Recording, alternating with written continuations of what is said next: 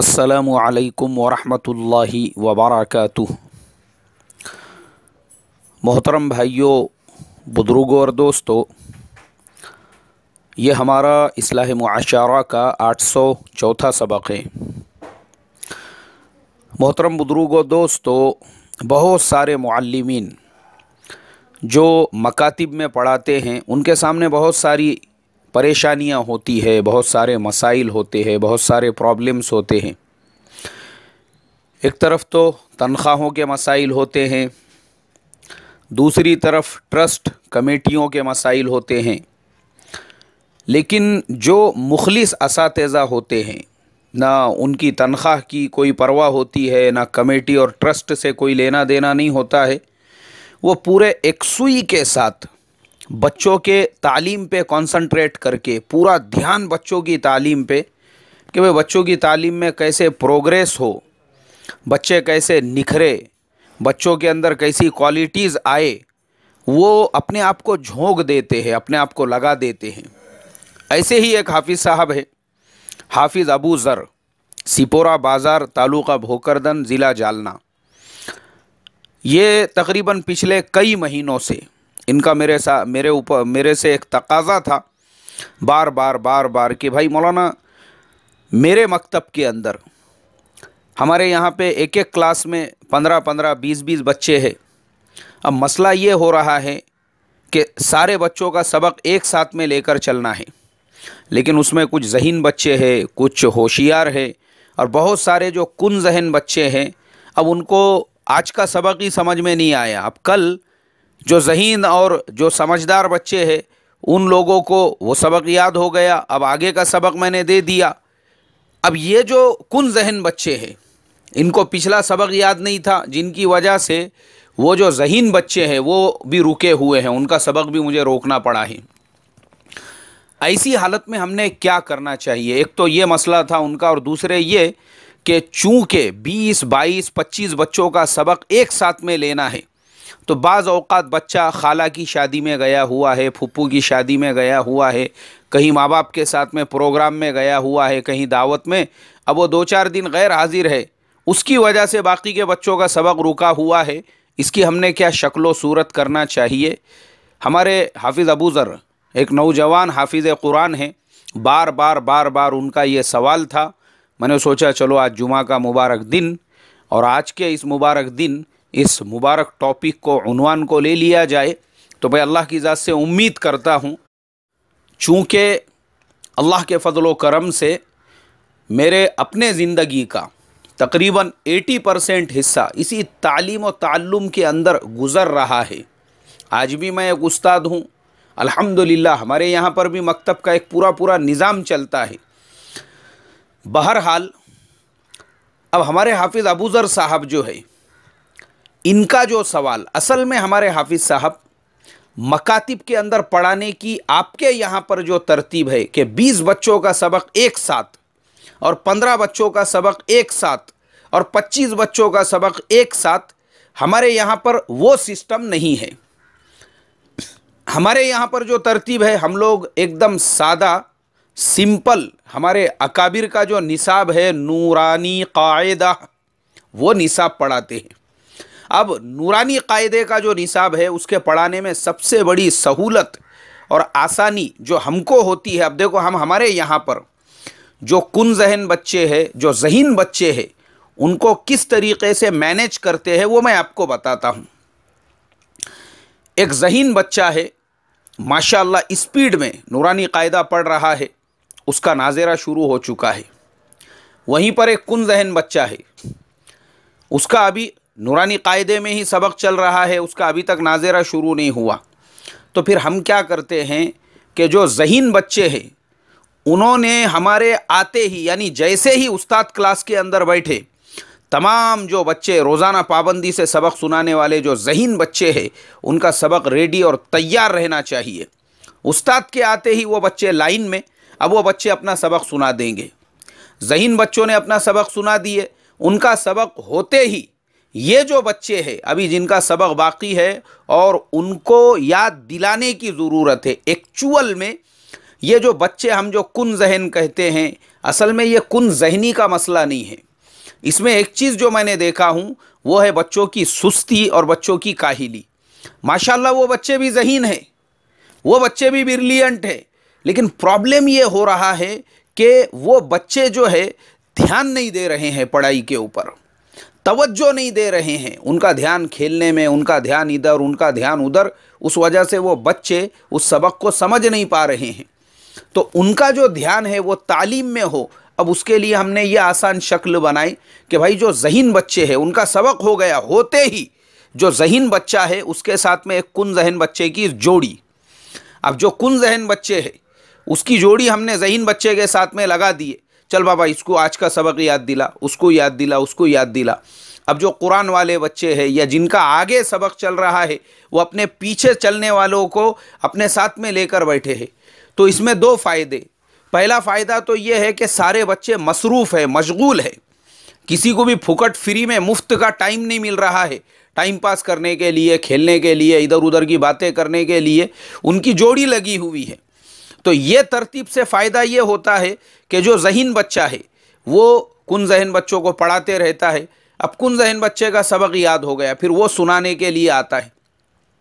उसने जब सबक सुना दिया उसके बाद में फिर हम उसको बिठाते हैं, चल बाबा तेरा पीछे का याद कर या आगे का याद कर, उसको भी काम में लगा दिए। तो ये जो तरतीब है कि ज़हीन बच्चे वो कुन ज़हन बच्चों की हेल्प करे, वो कुन ज़हन बच्चों को एडजस्ट करे, वो कुन ज़हन बच्चों को जो है संभाल के लेकर चले, तो इस तरीक़े से पूरी क्लास वो कवर भी हो जाती है और वो पूरी का पूरी जो क्लास है, पूरी का पूरी जो जमात है वो काबू में रहती है। अब इसमें जो दूसरा मसला आपने पूछा है कि आपके यहाँ पे 20 बच्चों का और 15 बच्चों का एक साथ में सबक होता है, तो चलो ठीक है, अगर आपके यहाँ पे वो तरतीब है तो उस तरतीब से भी आप पढ़ा सकते हैं। अब उसकी तरतीब भी यही है कि आप अपना सबक जो है वो थोड़ा सा मुअख्खर करें, यानी उसको थोड़ा सा लेट करें, एक 15 मिनट, 20 मिनट, आधा घंटा। और जो कुन ज़हन बच्चे हैं, ज़हीन बच्चों के साथ में उनको बिठा के मसरूफ़ रखे कि भाई तुम लोग एक दूसरे को सबक याद दिलाओ। ये जो ज़हीन बच्चे हैं वो कुन ज़हन बच्चों को याद दिलाए तब तक। तो वो जो आप 15 मिनट और आधे घंटे का टाइम उनको दे रहे हैं, क्योंकि बच्चे बहुत लिमिटेड है आपके यहाँ पे, 15-20 बच्चे हैं, ये मसला आसानी से काबू में हो सकता है कि ज़हीन बच्चे ऐसे कुन ज़हन बच्चों को लेकर बैठे या उस दरमियान में आप उनको लेकर बैठे और सबक सुनने से पहले थोड़ा सा उनको समझाए। असल में मेरा जो तजुर्बा है नूरानी कायदे की हद तक, चूँकि आपके यहाँ कम बच्चे हैं, हमारे यहाँ पर एक एक क्लास के अंदर 40-40 बच्चे हैं, 40 से नीचे हमारे यहाँ किसी भी जमात में नहीं है। वजह यह है वक्त लिमिटेड है, बच्चे ज़्यादा है, सबका सबक सुनना है, एक साथ में सबको नहीं पढ़ा सकते, इसलिए हर एक को उसके तरतीब के एतबार से, उसके सबक के एतबार से पढ़ाना पड़ता है। अब आपके यहाँ जो है 15-20 बच्चों का एक साथ में सबक चल रहा है, तो ये चीज़ काबू में आ सकती है आसानी से। 15 मिनट आपने उनको याद करने के लिए वक्त दे दिए, उस वक्त तक आप आगे का सबक देखिए कि मुझे आगे का सबक कैसे पढ़ाना है। तो जब तक बच्चे एक दूसरे को याद दिला देंगे और आप आगे का सबक देख लेंगे। दूसरी चीज़ जो आपने बयान की कि बहुत सारे पेरेंट्स और बहुत सारे माँ बाप वो अक्सर बच्चों की गैर हाज़िरी कराते हैं, या बग़ैर वजह के भी और वजह के भी। तो इस सिलसिले में मैं हमारे तमाम मुसलमान पेरेंट्स को, जो जहाँ जहाँ पर भी है, जहाँ जहाँ पर भी वो सुन रहे हैं, हर जगह के, ये पूरी दुनिया का मसला है कि हमारा मुसलमान पेरेंट जो है ना, उसके नज़दीक दीनी तालीम की वो कदर नहीं है जो उसके नज़दीक अंग्रेज़ी तालीम की है, जो कॉन्वेंट स्कूल की है, जो अंग्रेज़ी स्कूल की है, जो गवर्नमेंट स्कूल की है। उसका रीज़न ये है, ये माँ बाप अपने उसी बच्चे को, अगर वो जिस स्कूल में जाता है उसकी बस तक लेकर जाते हैं, बस से लेकर आते हैं, रोज़ ले जाते हैं, रोज़ लाते हैं। यहाँ तक कि मैंने ऐसे भी देखा हूँ कि दुनियावी तालीम वो दूसरी क्लास में पढ़ने वाला बच्चा है, पहली क्लास में मगरिब बाद मकतब में आता था, उसके वालिद ने मकतब छुड़ा दी। अरे भाई क्यों छुड़ाए? नहीं, बोले उसकी हमने क्लासेस लगाई। अरे क्या वो कलेक्टर बन रहा है, क्या MBBS का एग्ज़ाम पास करना है, या एंट्रेंस का एग्ज़ाम देना है उसको MBBS से पहले? नहीं, वो कर क्या रहा है? क्या वो BCA कर रहा है, उसको C++ की लैंग्वेजेस समझ में नहीं आ रही है, HTML उसके भेजे में नहीं घुस रहा है, तो इसके लिए आपने उसकी ओवर टाइम क्लासेस लगा दी है। हद हो गई, हद। अल्लाह हिफाजत फरमाए, हद हो गई है। तो दूसरी और पहली के बच्चों की क्लासेस लगाई हुई है और दीनी तालीम होने दो, बोले मकतब का नुकसान हो रहा है।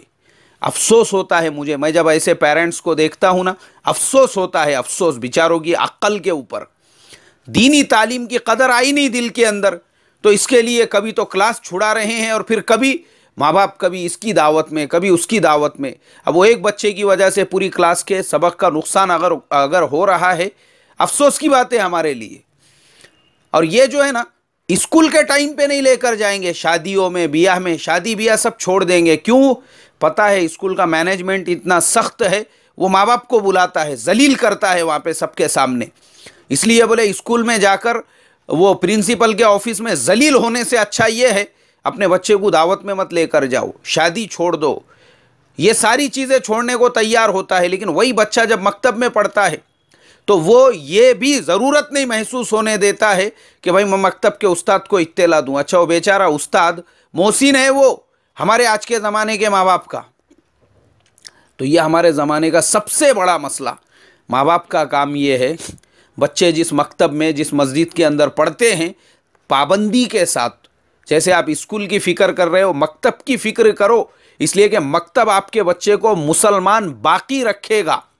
और जब आपका बच्चा मुसलमान बाकी रहेगा तो कम से कम डॉक्टर, इंजीनियर, टीचर बनने के बाद उसको ये एहसास बाकी रहेगा, ये मेरे माँ बाप है, मकतब में मुझे यही सिखाया गया, इनकी कदर करना, इनकी इज्जत करना। वरना मकतब नहीं पढ़ाओगे और मकतब की तालीम को हल्का समझोगे, और नहीं बस बेटा इंजीनियर बन गया, बेटा डॉक्टर बन गया, बेटा टीचर बन गया, जूते मारेगा जूते। वो जैसा मैंने हमेशा बताते रहता हूं, मैंने केबीसी के अंदर एक साहब आए थे, वो कोई वृद्धा आश्रम चलाते थे केबीसी में। मैंने खुद देखा अपनी आंखों से, वो साहब फरमाने लगे जो होस्ट है उनको, बोले हमारे वृद्धा आश्रम में ऐसे ऐसे केसेस आते हैं। एक आदमी ने 3-4 नौजवानों ने अपने बाप को लेकर आए, हमने कहा जगह नहीं है, वो चले गए और सुबह में देखे तो उन्होंने अपने बाप के गले में रस्सी बांधकर उसी बाप को उस वृद्धाश्रम के गेट पे बांधकर चले गए, दिल्ली की सख्त सर्दी के अंदर। और फिर एक वाकया और सुनाया उन्होंने, फिर एक नौजवान कुछ अपने बाप को लेकर आए और वो भी मर्सिडीज गाड़ी के अंदर, भिखारी नहीं थे वो, उनके भी बाप ने ऐसे टीचर, इंजीनियर, डॉक्टर, प्रोफेसर सब कुछ बनाया, मुसलमान नहीं बनाया। तो मर्सिडीज में बाप को लेकर आए और कहा कि हमारे बाप को ये वृद्धाश्रम में छोड़ने का है। वृद्धाश्रम वालों ने बोले भाई जगह नहीं है हमारे पास में। अच्छा जगह नहीं है, ठीक है थोड़े दिनों के बाद लेकर आओ बोले। वो गए अपने बाप को लेकर और दूसरे दिन उन्होंने ही वृद्धाश्रम वालों को फ़ोन करके कहा, बोले भाई अब हमारे वो जो जगह के लिए हमने एप्लीकेशन दिया था उसको ख़त्म कर दो, अब हमारे बाप को नहीं लेकर आने वाले। बोले क्यों नहीं लेकर आने वाले? नहीं, बोले बुड्ढे को एक ट्रेन के अंदर हमने बिठा के छोड़ दिया, अब जाएगा जिधर जाने का जाएगा, लोग खुद संभाल लेंगे बोले उसको। ये औलाद है ये हमारे ज़माने की, दीनदार नहीं बनाएंगे उनको। अरे मुसलमान रखो कम से कम उनको, अगर आप आलिम मुफ्ती अगर उनको हाफिज़ नहीं बनाना चाहते तो कम से कम मकतब में वो मुसलमान बाकी रहेगा। तो पाबंदी के साथ अपने बच्चों को मकतबों में पढ़ने के लिए भेजो। और मकतब का उस्ताद वो आपका दुश्मन नहीं है। मैंने देखा हूँ आज बहुत सारे माँ बाप को ये भी खुजली होती है मकतब चेंज कराने की, और उसकी वजह सिर्फ ये होती है कि मकतब का उस्ताद वो उन बच्चों को अपनी औलाद की तरह से हमदर्दी के साथ बच्चों की हर चीज़ को चेक करता है। अरे भाई बच्चों का हेयर स्टाइल कैसा है, ये कैसा है। अब देख लिया उसने एक बच्चा किम जोंग उन बन के आया, पूरा टकला चारों तरफ से और ऊपर से बालों का कुप्पा। अब उसने माँ बाप को बोला, रे भाई ये कुप्पा क्यों रखे, बच्चे को जो है किम जोंग उन क्यों बना रहे, इसको तुम मुसलमान बाकी रखो ना, ये अपना तरीका थोड़ी है, ऊपर से बालों का कुप्पा और पूरा चारों तरफ से टकला। बाप को ये बात गुस्सा लग गई। माँ ने बोली ये मौलाना कौन है, इसका काम है खाली बच्चे को पढ़ाने का, तरबियत करना हमारा काम है, छुड़ाओ बोले वो मकतब से, भेजो दूसरी तरफ। जो मकतब वाले तालीम के साथ तरबियत पे ध्यान नहीं देते, उनको क्या करने का है, बजाय पैजामा कुर्ता पहनने के नंगा भी आके बैठता तो हमको कुछ लेना देना नहीं है, वैसी जगह पे भेजो बोले। आज मेरे मोहतरम बुजुर्गों दोस्तों ये हाल हो चुका है। ये मकतबों को बदलने का भी जो कीड़ा कोम खुजली है ना, इसकी वजह से भी बच्चों की तालीम का सत्यानाश होता है, नुकसान होता है इसकी वजह से भी। तो तमाम सुनने वाले पेरेंट्स और जो हमारे हाफिज़ अबू ज़र साहब बड़े दर्द के साथ बार बार आपका तकादा था कि भाई मकतब की तालीम कैसे पढ़ाना चाहिए, ये आज का सबक सिर्फ आपके तकाजे पर है। तो आपकी भी ये जिम्मेदारी बनती है कि ऐसे जो माँ बाप है जिनके बच्चे पाबंदी से नहीं आ रहे, उनको बुलाओ मकतब के अंदर और बुला के समझाओ और बिठाओ और बताओ उनको फ़र्क कि भाई आपके बच्चे के गैर हाज़िरी की वजह से उसके तालीम का कितना नुकसान हो रहा है। वरना यही माँ बाप, इनका बच्चा महीने में 15 दिन गैर हाजिर रहता और फिर बाद में आस्तीन चढ़ा के आके बोलते अभी तक हमारा बेटा मुफ्ती क्यों नहीं बना, पूरा हाफिज क्यों नहीं बना। अरे भेज रहे उसको, भेजना पाबंदी के साथ में, रोज भेज पाबंदी के साथ, तो रिजल्ट सामने नजर आएगा। महीने में 8 दिन आएगा पढ़ने के लिए, क्या रिजल्ट आएगा सामने। अल्लाह मेरी तुम्हारी हिफाजत फरमाए और हम तमाम को बच्चों की तालीम तरबियत पे ध्यान देने वाला बनाएं। जुमा का मुबारक दिन। सूरह कहफ और दुरूद शरीफ ज़रूर पढ़ें। अस्सलामु अलैकुम व रहमतुल्लाहि व बरकातुहू।